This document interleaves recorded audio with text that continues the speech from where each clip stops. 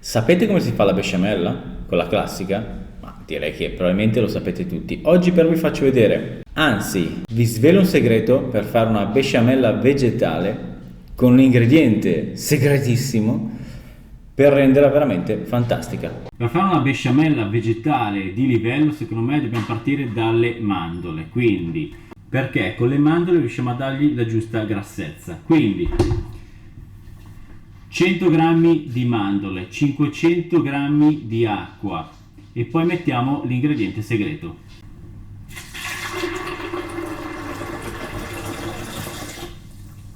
L'ingrediente segreto non è altro che il lievito alimentare in fiocchi.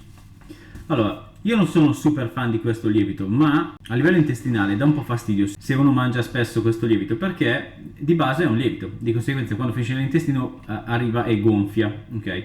Allora ho risolto il problema facendo così. Il lievito in questo caso lo mettiamo in cottura, quindi aggiungiamo adesso 20 g di lievito, frulliamo tutti insieme, mettiamo a cuocere, quindi l'effetto del lievito non c'è più perché sopra i 42, se non mi sbaglio, gradi i lieviti muoiono, però lascia quel gusto lì che piace, per tutti credo l'avrete assaggiato e in effetti è molto sfizioso da gustare. Ok, vediamo.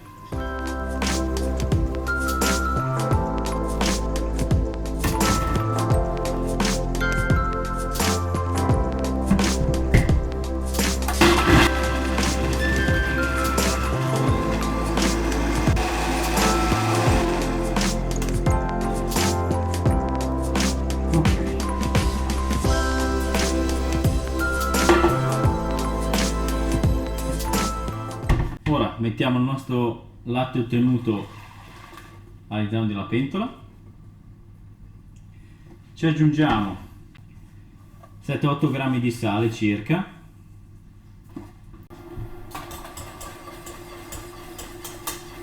e portiamo a bollore. A parte, nel frattempo mettiamo nello stesso ciotolino in cui abbiamo pesato il lievito, così se ci sono dei rimasugli li ricicliamo, 50 g di farina tipo 0 e 40 g di olio o di semi di girasole o extravergine e li andiamo a miscelare. Questo qua praticamente è il roux, il classico, quello che veniva fatto una volta con burro e farina. In questo caso lo facciamo con olio e farina.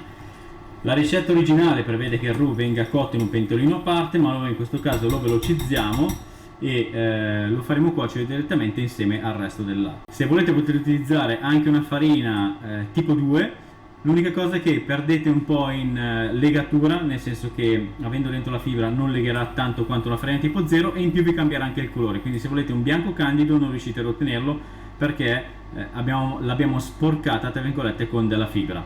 Ora il nostro latte sta cuocendo, lo lasciamo cuocere per circa 5-6 minuti da solo senza aggiungere il roux e dopodiché, passati questi 5-6 minuti, aggiungiamo il roux e lo facciamo cuocere ancora per 5-6 minuti in modo che la farina si cuocia e la nostra besciamella è pronta.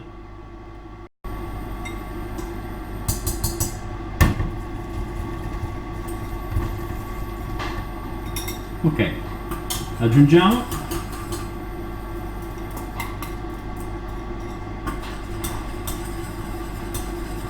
Mi raccomando, mescolate sempre bene appena andate ad aggiungere, sennò fa subito i grumi.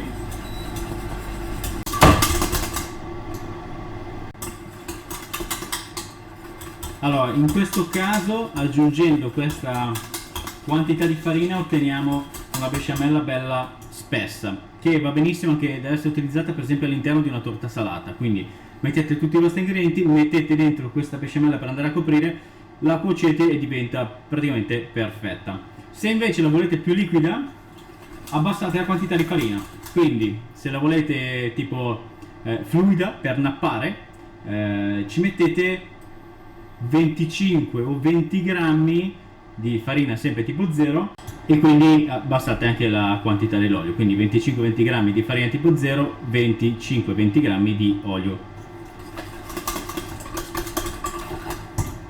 In questo caso non c'è un giusto, non c'è uno sbagliato, c'è semplicemente che cosa vuoi ottenere da questa besciamella, nel senso che la vuoi fluida, la ti serve compatta, la vuoi per decoro, cioè è tutto a seconda di quello che ci dovete fare.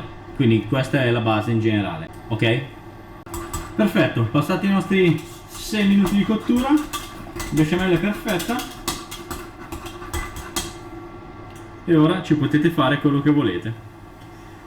Volendo la potete utilizzare anche per preparare, non so, una pasta ai funghi per esempio.